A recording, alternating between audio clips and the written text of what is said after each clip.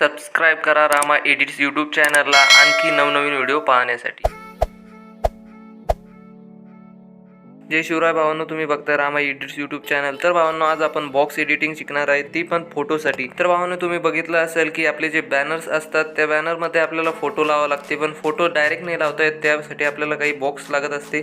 तर ते बॉक्स आपण इथे एडिट करणार आहे। खूप सोपी पद्धत आहे, तुम्हाला पाहिल्यानंतर समजून जाणार आहे। आणि हा काही खूप मोठा व्हिडिओ नाही, फक्त 5 मिनिटाचा व्हिडिओ आहे, त्यात तुम्हाला समजून जाणार आहे। तर भावांनो, पुढचा व्हिडिओ पाहण्यासाठी मोबाईलला सरळ करा।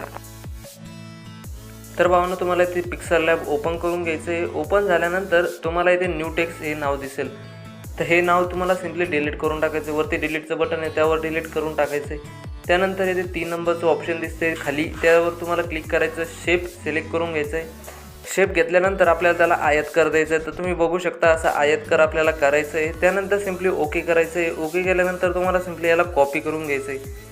कॉपी झाल्यानंतर आपल्याला काय करायचं आहे, याला कलर द्यायचा आहे। तर कलर द्यायचा आपल्याला लाल कलर। त्यानंतर लाल कलर केल्यानंतर आपल्याला सिंपली ओके करून द्यायचं आहे। आणि मी तुम्हाला जसं फिट करतोय तसं तुम्हाला फिट करायचं आहे। तर तुम्हाला वरचं जे कोना आहे त्यावर एक आपले कोना घ्यायचा आहे त्याचा, आणि असं मी तुम्हाला दाखवतोय तसं आपल्याला जर पांढरा कलर येतो तसं दिसला पाहिजे शेपमध्ये। त्यानंतर आपल्याला हा लाल कलर उडवायचा आहे। त्यासाठी आपल्याला सिंपली काय करायचं आहे, तर वरती 3 डॉट दिसते, त्या 3 डॉटच्या खाली तुम्हाला एक ऑप्शन दिसत असेल, त्या ऑप्शनवर तुम्हाला सिंपली क्लिक करायचं आहे। क्लिक केल्यानंतर सगळ्यात खाली एक ऑप्शन दिसते, त्यावर तुम्हाला क्लिक करून असे 2 वेळेस सिलेक्ट करून घ्यायचे दोन्ही पण, आणि मर्ज म्हणजे 3 नंबरचं जे ऑप्शन दिसते तुम्हाला, त्या ऑप्शनवर तुम्हाला सिंपली क्लिक करायचं आणि ओके करून द्यायचं आहे। ओके झाल्यानंतर 3 डॉटच्या खाली जे बटन आहे पुन्हा त्याच्यावर सिंपली क्लिक करायचं आहे। आपण बाहेर होऊन जाणार आहे। त्यानंतर काय करायचं आहे, असं स्क्रोल करायचं आहे। इथे इरेज कलर म्हणून ऑप्शन दिसेल, त्यावर तुम्हाला सिंपली क्लिक करायचं आहे आणि इनेबल करून द्यायचं आहे। त्यानंतर एक दिसतंय तुम्हाला, एक त्याच्या बाजूला एक कलर पिकर आहे, त्यावर सिंपली क्लिक करायचं आणि आपल्याला रेड कलर म्हणजे घेऊन टाकायचं आहे। त्यानंतर ओके करायचं आहे। त्यानंतर तुम्ही बघू शकता लाल कलर गेलेला आहे। त्यानंतर आपला शेप तुम्ही बघू शकता असा झालेला आहे। त्यानंतर आपल्याला सिंपली याला स्ट्रोक द्यायचं आहे। त्यासाठी काय करायचं आहे, त्या इमेजवर क्लिक करायचं, स्क्रोल करायचं पुन्हा, आणि इथे तुम्हाला स्ट्रोकचं ऑप्शन भेटेल, त्यावर तुम्हाला सिंपली क्लिक करायचं, इनेबल करायचं ना। असा हा कलर घ्यायचा, मी तुम्हाला सांगतो हा कलर कसा घ्यायचा। प्लसच्या आयकॉनवर क्लिक करायचं आणि हा कलर तुम्हाला सिलेक्ट करून घ्यायचा आहे। त्यानंतर सिंपली तुम्हाला ओके करायचं आहे। ओके केल्यानंतर तुम्ही बघू शकता की तुमचा तो कलर येऊन जाणार आहे। त्यानंतर याची जी स्ट्रोक विड्थ आहे ती 6 पर्यंत घ्यायची आहे, जेणेकरून ते बोल्डमध्ये दिसेल।